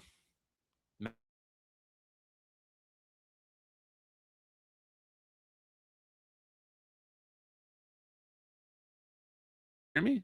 It's a misnomer. This operates abiding by the laws of thermodynamics as an open system. So over unity is specific to a closed system, putting out more than what goes in. Okay, here we go. This is the key point. Here we go. Limited of it, so I was hoping you could explain it. But it involves simplistically, it involves magnets, high-powered magnets that are perpetually spinning, and that no. Okay, he's going to try to explain the physics. Here we go. Okay, so I've already got it wrong. so there are no, we don't use the word perpetual. Okay. We don't like over unity. That's a misnomer. This operates. Wait, we don't like the term over unity. This is where I'm like, what are you talking about? Over unity was specifically created so that we don't have to come up with the idea of something from nothing. Over unity says we change the boundaries on our system. Now we have an open system. Now we can achieve more output than input. How can you think that John Searl's device works and produces free energy but not believe over unity is real? Just makes no sense to me. Here we go. Let's listen. It's abiding by the laws of thermodynamics as an open system. So over unity is specific to a closed system, putting out more than what goes in. This claims to absorb the radiation from around it in its chaotic and turbulent form, so-called useless static. 0 point energy. You're pulling energy out of the ether, but it's you can look at it from that way, yes. And a lot of people use the phrase. What? You can look at it from that way, yes. It's just pulling the energy from what? From all around? From where? From what are you talking about? From the air? From the water? How can you say there's no 0 point energy, there's no over unity, and then be like, well, yeah, you can think about it from like pulling it from the 0 point energy, from the useless static? What is useless static in this context? It's not, and I'm trying to be charitable here. If I was an academic physicist, they would be destroying this right now. They would be saying this guy's doing word salad and pseudoscience. I'm not even doing that. I'm giving him the benefit of the doubt. Because he does, I think, understand the ideas, but I think he's just decided that he's got to look at it through a completely different lens. A 0 point energy or ether. I'm not particular to those phrases or that model, but it's the energy that's all around us that we take for granted as temperature. And that is mainly in the infrared and the thermal range around Earth. There's less available in the depths of space, so you have to scale up the mass of the unit in order to convert more. But you're not. So it's just a heat converter. It's a, what is it, thermoelectric converter? Is that what he's saying? Is he just converting heat into electricity? I think that's already a thing, chat. Let me just check. Is there a machine that converts heat into electricity? Just Googling it, chat. I'm a healthcare IT consultant, chat. I can't be expected to know all this stuff. Yes, the device is called a thermoelectric generator. So he thinks that the Searl device is just a thermoelectric generator. I can't tell. He's kind of giving us two different claims here. He's saying it's a thermoelectric generator, but then he's also saying, no, it's tapping the 0 point energy. But he's saying it won't work in outer space because there's not enough heat in outer space either. But this is interesting because even if you remove all the heat and you remove all the light, all the energy, there's still 0 point energy in empty space. So is he saying that this can run off of that? So I'm actually okay with debating Jason now that I understand his viewpoints and I understand where to attack his viewpoints, where the inconsistency exists. Because if he's saying this works in the void of empty space, then it does run off of 0 point energy. And that's not just running off heat, because that's his 0 point energy is the absence of heat and the absence of light. Converting energy to mass, you're converting energy from an unusable, chaotic, random state to a usable, coherent current. It's like the difference between humidity and a jet stream that cuts through marble and stuff like that. So what's funny is I think I agree with everything he's actually saying about how it works, but I just completely disagree with his conceptual viewpoint of how it works, and it seems internally inconsistent. Pressure in the electric field and the magnetic field. The magnets, everybody knows magnets, north and south, right? You saturate a metal and you get a magnet. That's all the world knows. High capacitive discharge, that's it. These aren't high-powered magnets, but rather they are uniquely magnetized to imprint. Yeah, I guess we're just going to randomly talk. The Lazar thing, too, that's a good comparison. Like Bob Lazar, we think Bob Lazar was legit. He just too many points that he's correct on. But then Bob Lazar doesn't understand 0 point energy at all, right? Like at all. Doesn't even understand anything about it. And this is what you realize is that part of the reason we haven't been able to get this all out is that everybody holds a different piece. But then they're adamantly wrong about other aspects, which makes it easy to confuse people. It makes it easy to discredit them. Like, imagine Jason's right about the free energy. He's right about the Searl device. But because he's presented it in this counterculture, all the physics is wrong except for me kind of way, he's not going to get the credibility from people. And he's not the only one. A lot of people have this kind of issue. An electric signature, like a sine wave, into the magnetic field, superimposed. So there's multiple magnetic fields, not just one. And they are at angles at each other at all times. So when in rotation, it produces a signal, like the cylinder of a music box. The cylinder of a music box has stuff programmed on it, right? But what's crazy is go back to the beginning of this live stream where I reviewed the Iranian fusion reactor. It sounds just like what he's saying. Sounds just like what he's saying. It doesn't mean anything unless it's in rotation in relation to something else that's messing with that music box. In this case, it's the coils that are around the periphery of the unit. So you have this circular unit. There are 3 rings. What you see here is the first stage and the innermost stage. Neodymium pure element 60 in the center. That is the reservoir. Yeah, so we understand this part. Let's go to the physics. I want to listen to this part. Well, cool. So I guess modern physics and just mainstream physics will look at this and say this doesn't work and you're not going to be able to power a light bulb or whatever, I guess, right? I mean, because if they did, is that fair to say that? No. Oh, okay. So if it was claimed to be a closed system, just magnets or batteries, no, that's not how things work.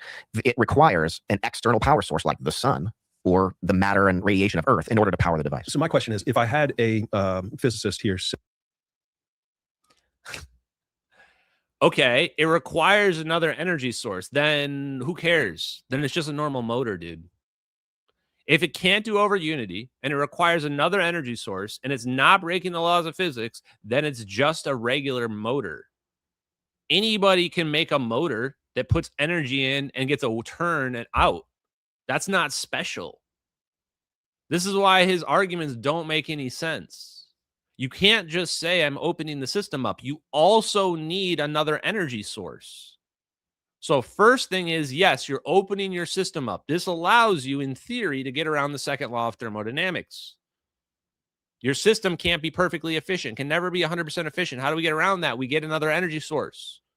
Same thing as the ground state of the hydrogen atom. Hydrogen atom is spinning around all the time. The electron's spinning around all the time. It's radiating energy out, but it's also getting energy from the 0-point energy. It's got another input. Another input. Thank you, Mark.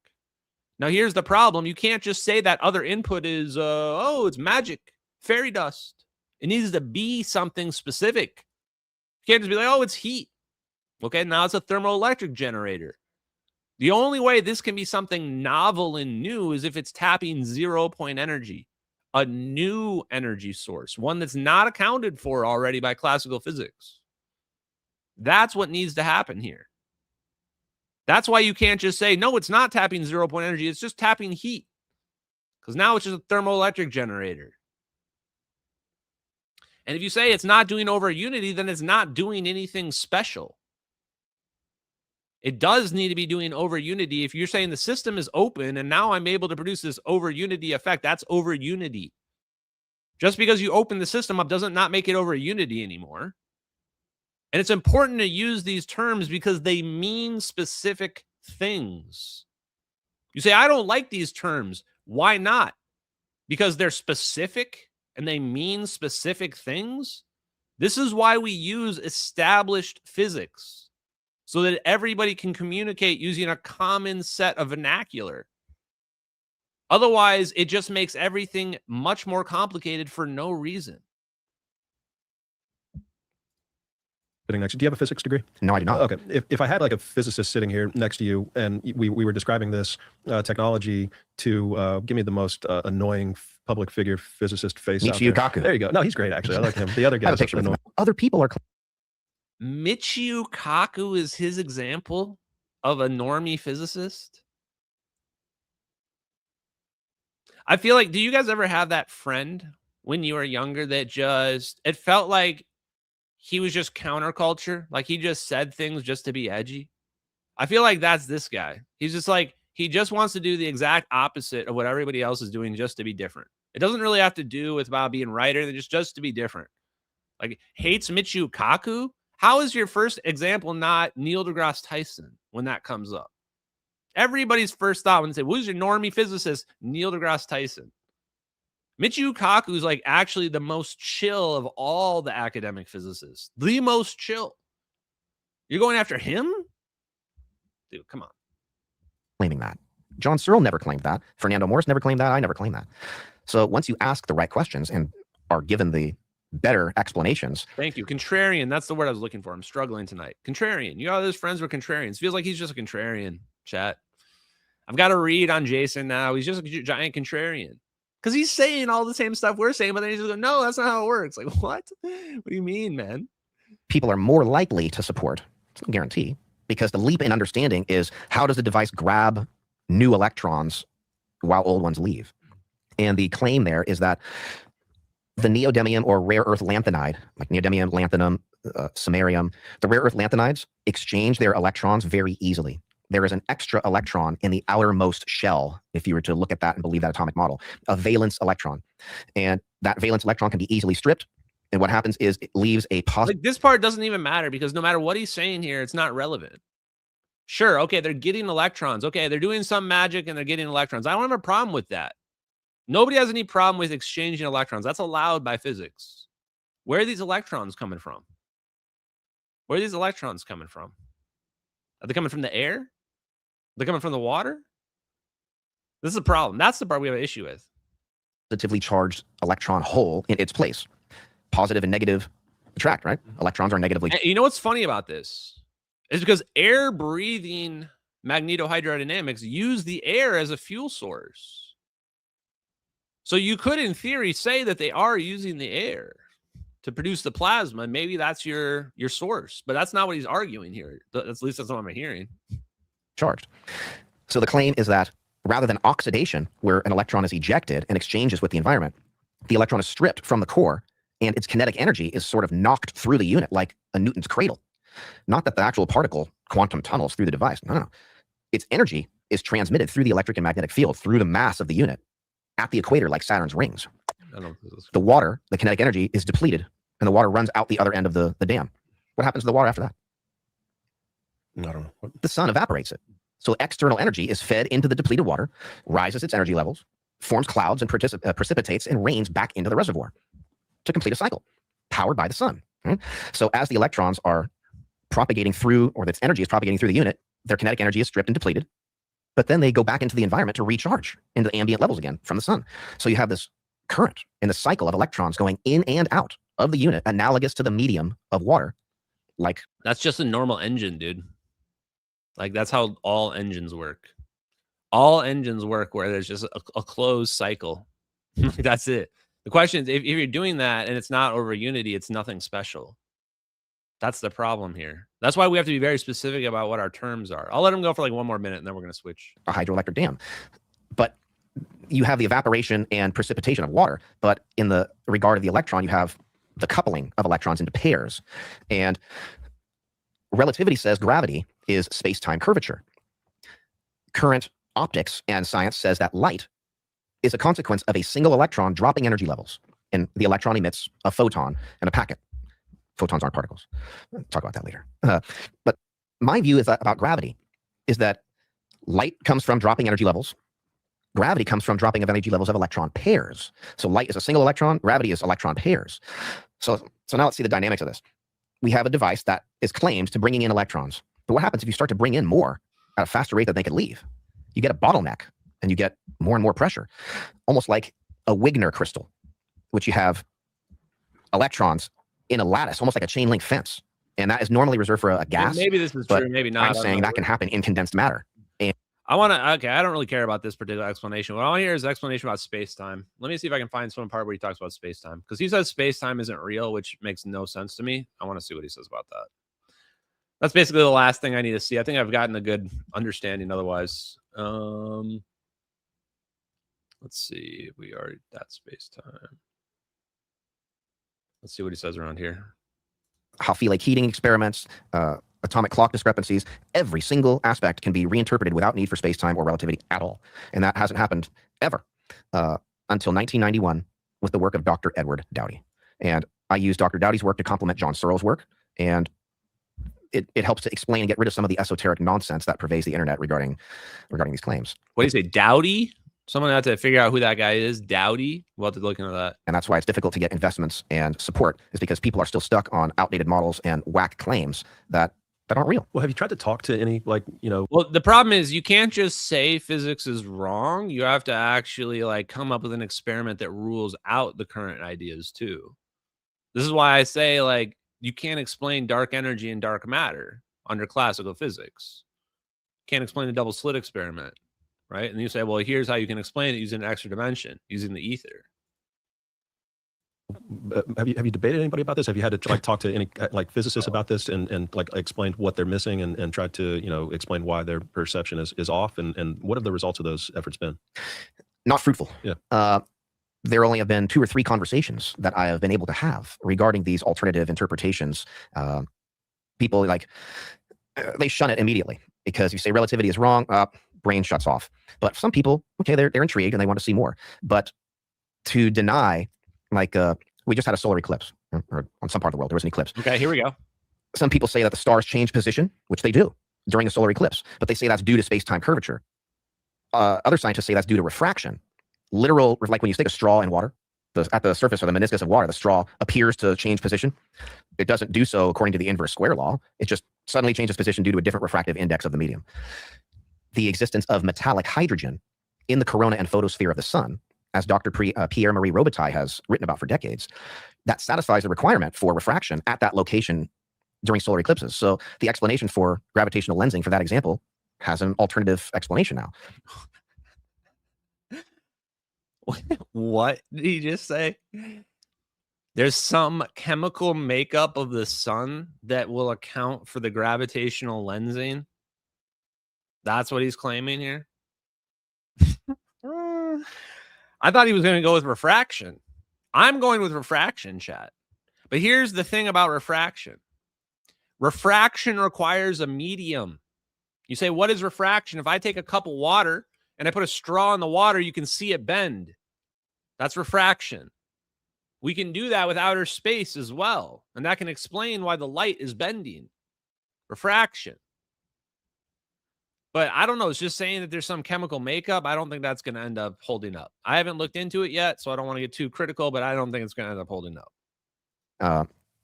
So there's just a very different way. And this is like Candace Owens saying, I'm allowed to think. I'm allowed to think. Yeah, you're allowed to make up fake things, but like if it doesn't have any basis in reality, it doesn't really matter, right? It's like, oh, here's another explanation. It could just be the chemical makeup of the sun. So is that true for like every sun, every star that's out there? Or no, they're just too far away, so we just get lucky enough that we can't test this theory? Looking at these things, gravity, time, energy, and the math to explain it all. It's a completely different interpretation and approach. And there's not many people who have allowed for the discussion on that because it's so different. Yeah, it's fascinating stuff. So is that primarily where you differ? Your view is different than the traditional model, or are there other places where your view differs? Yes, I stand alone in many of my views. I am an extreme heretic and one of the most radical departures from relativity and quantum theory. Okay, here we go. That you'll have a flashlight. And I'm pointing a flashlight at you right now. The speed of that light coming at you is c, the speed of light. But what if I am running towards you, or I'm traveling towards you on a train while pointing that light at you? Now the light from this particular flashlight is traveling. Let's say I'm traveling towards you at 100 miles a second. So the speed of light from the flashlight is traveling 186,282 miles a second from the flashlight, but I'm traveling towards you at 100 miles a second. So now you have to add that speed on top of the speed of light. Does physics agree with that? No, no, absolutely not. Right. Yeah. Because they say there is a frequency shift. The light, if I'm traveling towards you or away from you at a fast enough speed, the light will change its frequency when it meets you. Because they say space-time distorts that same light within the same frame of reference, and it stays the same speed, but it's free. Doesn't the frequency only change during acceleration? Could be wrong. Thought that was true. So here's my problem. He thinks that the speed of light, he agrees the speed of light's not constant. I heard him argue this earlier. This is the last thing I want to bring up, is that the speed of light, the explanation for why the speed of light is constant in the frames of reference is because it's the medium. It's the medium that's interacting. That's why it's not a property of the emitter. It's a property of the medium, the speed of light. And yes, the speed of light can appear to change. We know that because we see it when we shoot light through water. We see the speed of light change. We can slow the speed of light down. But what we're really doing is we're changing the medium. We're changing the refractive index of the medium to change the speed of light. Now the only question is, can you change the refractive index of space-time itself? So actually, the trick about the speed of light that I think Jason is confused about is that it's an illusionary effect. So if we take the example of the plane, the best example is MH370. If we want to understand the speed of light and changing the speed of light, we think about MH370 being surrounded by the orbs, and then suddenly it disappears, and presumably it appears somewhere else in a faraway location instantly. That plane has traveled faster than the speed of light. The light that was around that plane and in that plane traveled faster than the speed of light, but only from our perspective on the outside. Two different people had two completely different perspectives of the same event. The people inside the plane, they don't measure the speed of light going faster than the speed of light. They don't measure themselves accelerating at the speed of light. From their perspective inside the plane, the speed of light never goes faster than the speed of light. Always stays the same. They simply appear somewhere else. It's from the perspective of us watching the plane in the drone with the drone camera. We see the speed of light. We see them go faster than the speed of light. This trick, this duality, seems to be what Jason is saying doesn't exist. Jason seems to be arguing there is no time dilation. Now, I could be wrong. Maybe I'm misinterpreting his explanation here. But we know that's real. We know what I just described is real because we've seen it in 2 military videos. It's going to be hard to push me off that. Frequency shifts. This other interpretation says no. The frequency shifts because the speed of light changes, but from a new frame of reference. So this speed comes in faster, but your own electrons absorb it and re-emit a brand new light, which is traveling at velocity of c again to you. And you can only measure that re-emitted light. It might be a frequency shifted light, and you go to measure the velocity, it's the same. So that's the illusion of re-emission, is that there's all these different speeds of light, depending on if things are moving towards or away from you, and its frequency will shift, and it's not due to space-time in the same frame of reference. It's due to a re-emission from a constantly changing frame of reference. That's cool. Let's take a quick bio, and let's Okay, well, so a re-emission. I'm not sure I even understand that. He's saying the light is hitting me faster than the speed of light and is being re-emitted after it hits me. I don't know if I fully follow that. I'll say it's probably my own ignorance. And what I'll say is that sounds like something you should be able to test. That sounds like a kind of prediction you should be able to test. Especially because one of the big things about light right now is we only measured the two-way speed of light. So if there's a gap there and you say, hey, speed of light's acting differently, you should be able to come up with an experiment that rules that out or proves that to be true relative to the common understanding.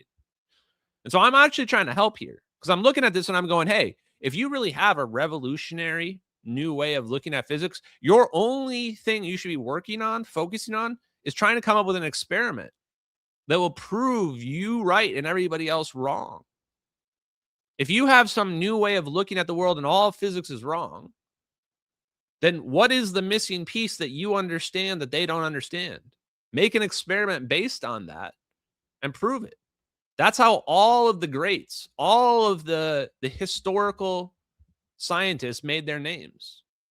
They came up with a crazy experiment. One guy who's tested the speed of light put a wheel and had the light shoot the laser beam or a light shoot through it, going like 2 kilometers and bounce back. And then he calculated it all out. You should be able to do something like that. Okay, so that's my last thoughts on the Jason thing. Would actually be open to talking to him. I am going to go ahead and unmute him on Twitter. I've had him muted forever. Apparently muting people is worse than blocking people, I found out. Pretty funny. So I will go ahead and unmute him in the interest of, just being chill. What's his name? Verbrelli? The Real Verbs chat. Unmute. Okay, he's unmuted, chat. Last thing. Eric Weinstein. Eric Weinstein, chat. Eric Weinstein on the All In podcast with Dr. Friedberg.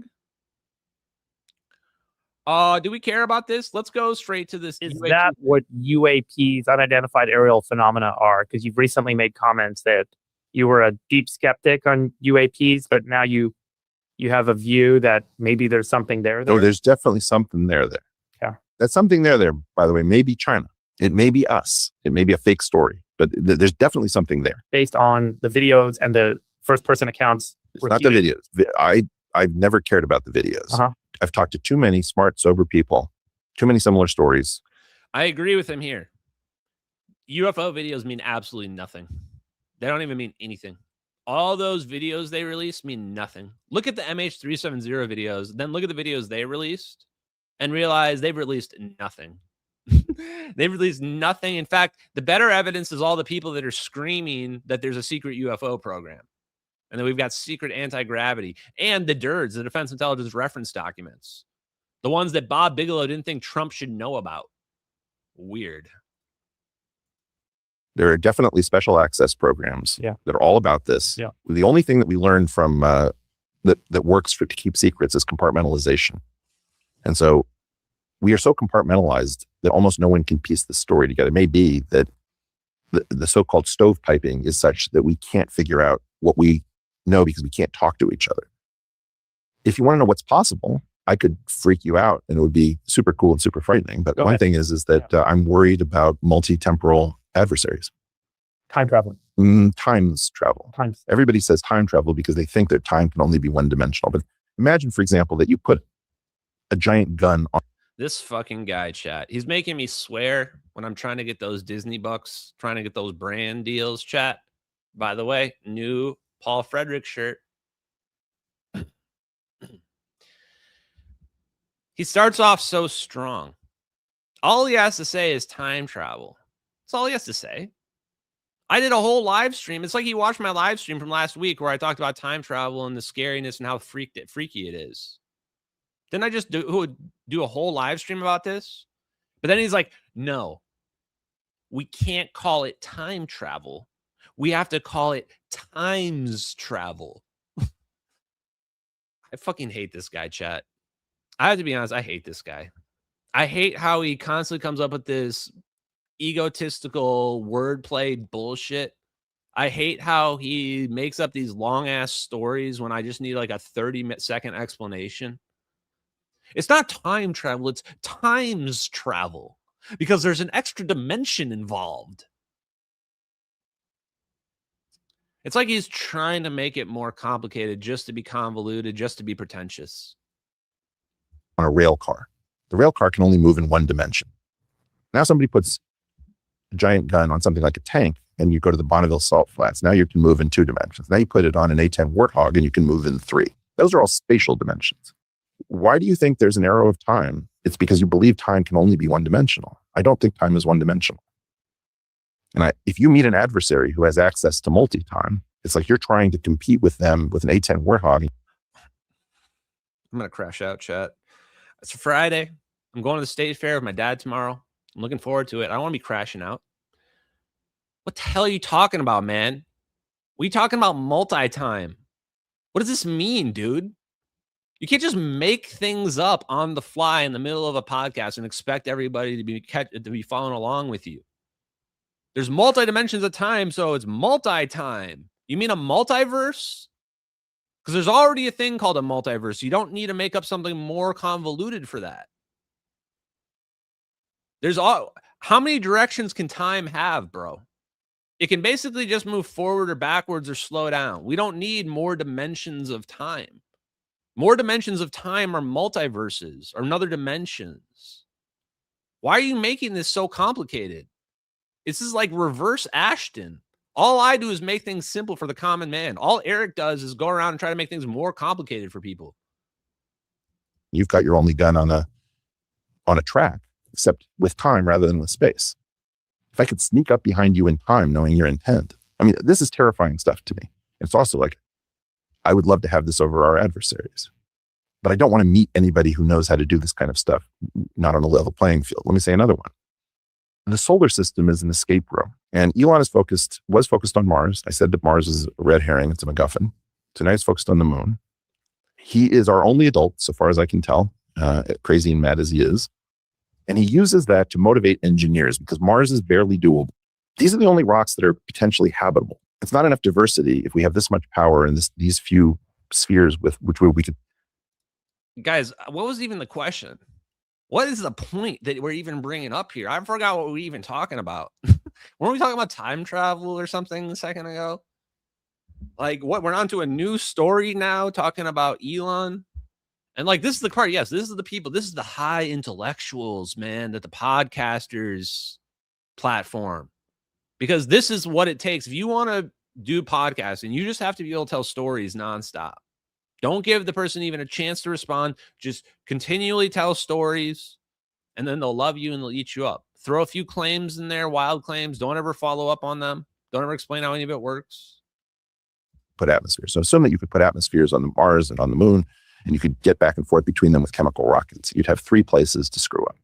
We need tens of thousands, if not millions of places before we figure out how to civilize ourselves. So we have to get out of here. It's too expensive to leave the solar system.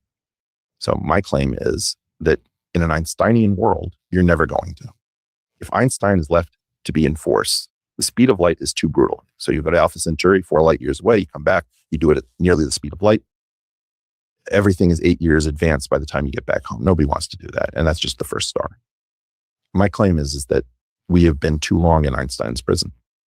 General relativity really begins in 1913. It's really due to Grossman and Einstein, not just Einstein alone. I don't know why we say that. It's not really Einstein-Hilbert. It's really Einstein-Grossman. I see what's going on here. Okay, I got a beat on him finally. This guy, chat. This guy. Because now he's saying, oh, we can get past Einstein physics. We can maybe manipulate space-time. He's just not saying it in those exact words. The only way you get around Einstein physics is you manipulate space-time, negative energy. The same thing that we've been talking, the exact thing we've been talking about. Weinstein is setting himself up here to be the guy that gets it all right. To be the guy that, oh, I was saying this. I told you the government had anti-gravity crafts. I called it the Observerse. And I called it multi-time. And I called it geometric unity. He's going to say, look, guys, I did all these podcasts and I said it was right. Bro, fuck you. You were one of the biggest skeptics of the whole UFO thing. You were one of the biggest skeptics until the last year when clearly somebody has spoken to you and told you that it's all real and that you should change your tune so you don't look like a fucking idiot. That's what happened. That's what really happened. So don't come out here and ever claim, oh, I think I've got it all figured out. Turns out Einstein physics was wrong. Turns out we can time travel. Turns out we can do gravity. Turns out there are UFOs. I was right about it all. Don't even try that, dude. Don't even try it. You are, let's say, to be generous, let's call you an early adopter. You're not an innovator, dude. You're not an innovator. You just basically got told some inside information, and you're going to be the least stupid academic, right? The other academics are going to get black eyes like crazy. You're going to at least have been one of the first people to figure out you're going to look completely stupid if you don't change your tune.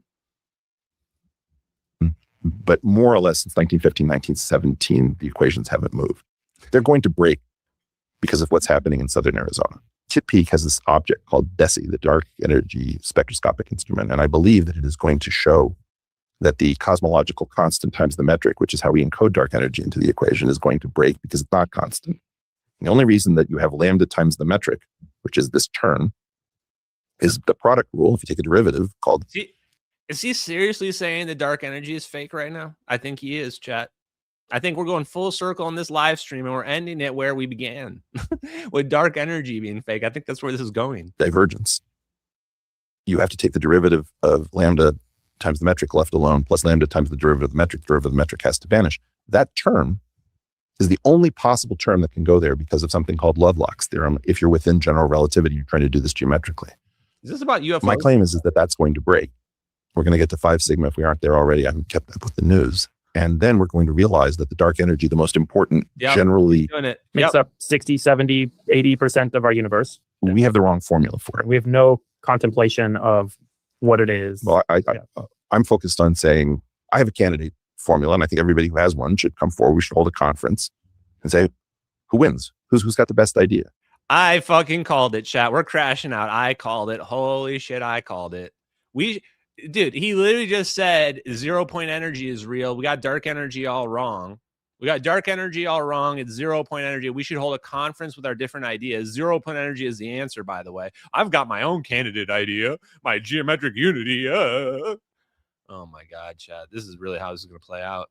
I don't know if I want to live on this earth. CIA, just orb me away, CIA. I'm ready. My body's ready. I don't care about the ScarJo clone.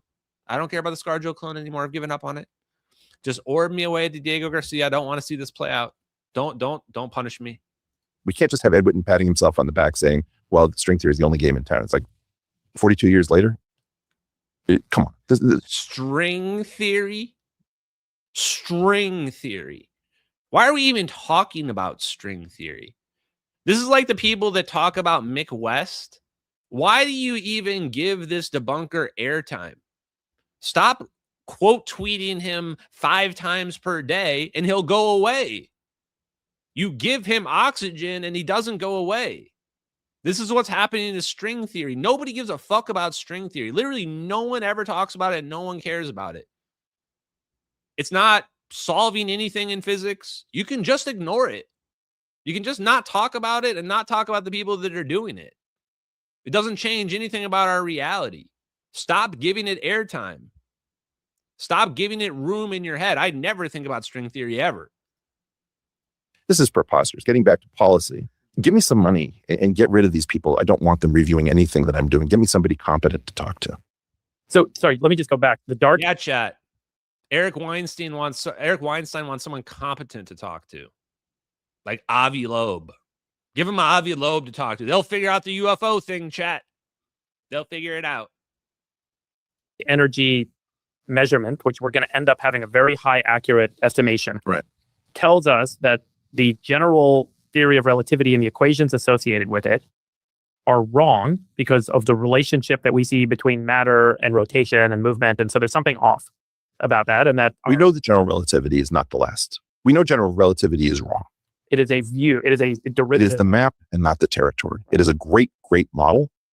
Whoever. Okay, whatever. I've heard enough. He's not even wrong is the thing. It's just I can't deal with the pretentiousness and I can't deal with the fact that the difference between me and Eric Weinstein is that Eric Weinstein's more like Jason Verbrelli. He needs his own explanation. He needs to figure it out all on his own. He can't use the ideas that are already out there. Hal Puthoff, 0-point energy. We know he knows about that. He sat in a room with Hal Puthoff. He doesn't think that Hal Puthoff's ideas work.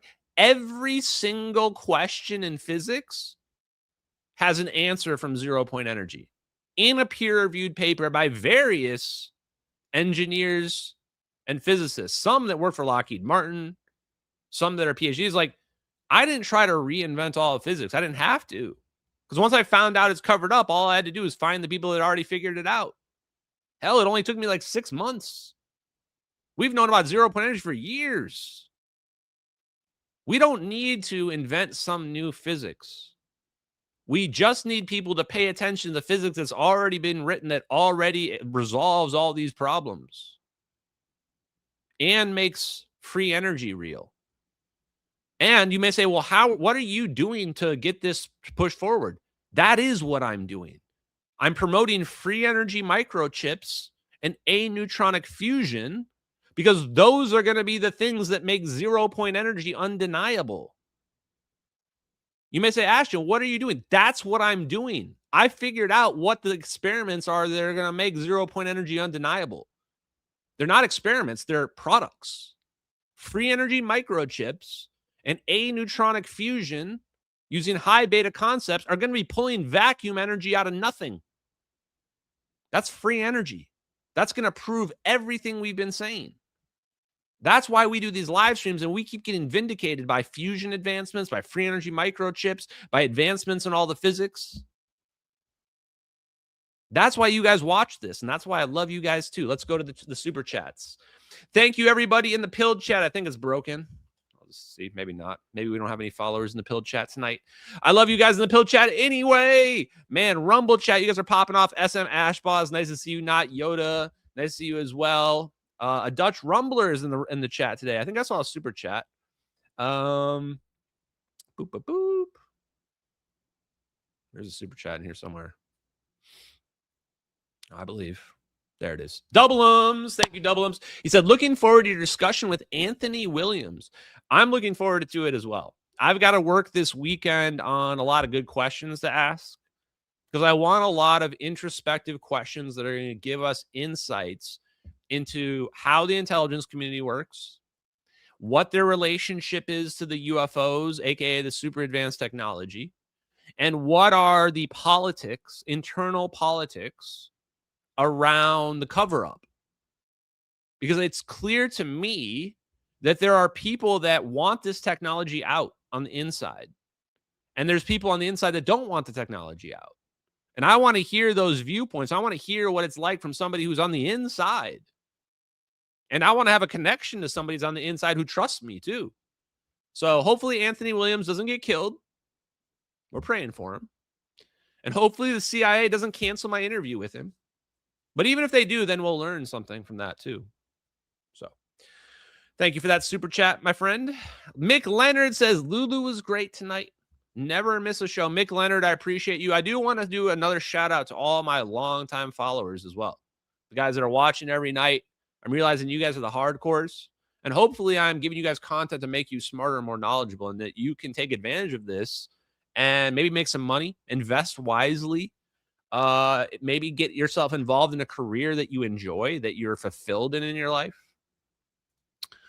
XLX Squee says, I told you you need the poly well in the center. Yes. So what was one of the major things we learned tonight about fusion on Felony Physics? We learned that you need to have no column in the center. The column in the center is exactly where you want the fusion to be happening. You can't have a big beam in there. Get rid of the column in the center. Do the fusion in the middle, just like the suns do. Use a virtual cathode with a plasma where you create a overwhelming amount of electrons, where you create a negative potential well or a positive potential well, whatever you can do. And then our last super chat, Zapparoo and Zapparias says, fantastic. Love from the Zaps. Chat, we even had a love connection. I don't even know. Well, at one point, we'll have to hear how this story happened. But 2 0-point energy advocates, pioneers, fell in love. It's a Hallmark story, guaranteed, chat. And it will be a subplot in the MH370 story. It'll turn out that two people fell in love in the middle of it. There'll be like a 15-minute interlude about this story when they do the story about this. Can't wait. Thank you, guys. Appreciate y'all. And then Bar T Welding, Matt Bartleson, the GOAT, chat. And I've met Matt Bartleson, and this guy's legit. Somebody who loves 0-point energy, absolutely knows the stuff is real, and is trying to improve himself to learn as much about it as he can. Shout out to you, Matt. Anyway, thank you guys. Hope you had a great night. Look out for those new interviews that are going to be coming out. And by the way, I'm sorry about the Sarah Westall thing. I don't know what the deal is. We didn't get a direct link on that. I'll try to get one for you guys this weekend. And I don't know when it's going to drop, but since I don't know when, I'll let you know the Mike Sala interview should be dropping, I assume, this week, maybe even as soon as this weekend.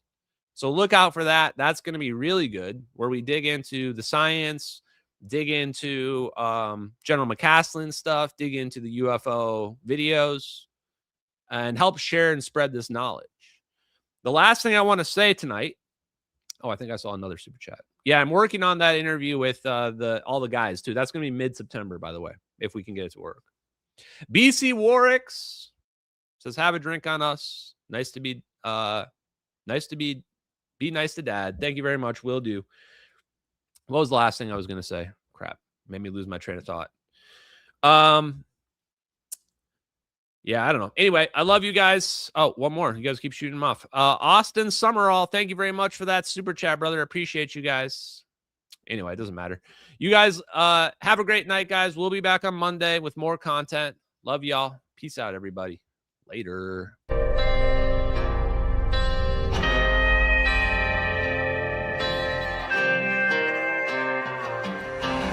Out in the fields where the skies are wide, talking about a journey through the cosmic ride. Einstein and Thorne, they set the stage for a trip through time across the space age. Wormholes connect distant points in space, traversable paths to a far-off place. No black holes pull, no crushing weight, just a cosmic tunnel to a distant gate. Talking wormholes, stargates, negative energy, travel through the cosmos, it's our destiny. MH370, where did it go? Bowling 777 through a wormhole flow. We're talking wormholes, stargates, negative energy, travel through the cosmos, it's our destiny. MH370, where did it go? Bowling 777 through a wormhole flow.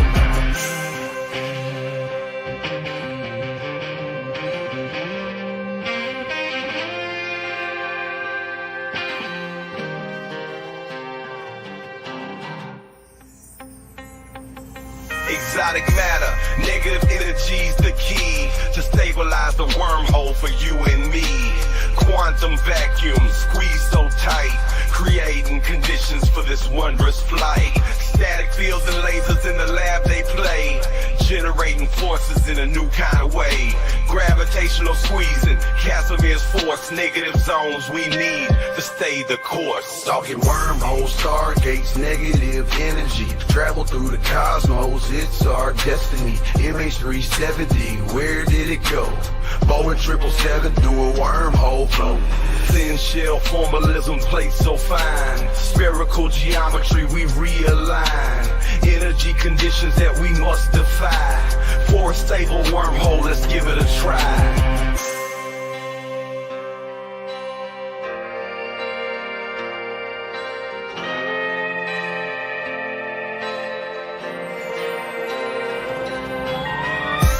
Forces balancing the plate, creating the throat, open the gates, from Earth to the stars in a single bound, a shortcut through space profound.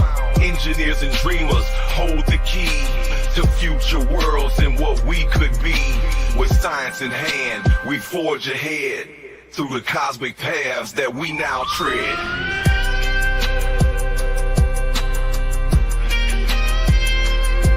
We're talking wormholes, stargates, negative energy, travel through the cosmos, it's our destiny. MH370, where did it go?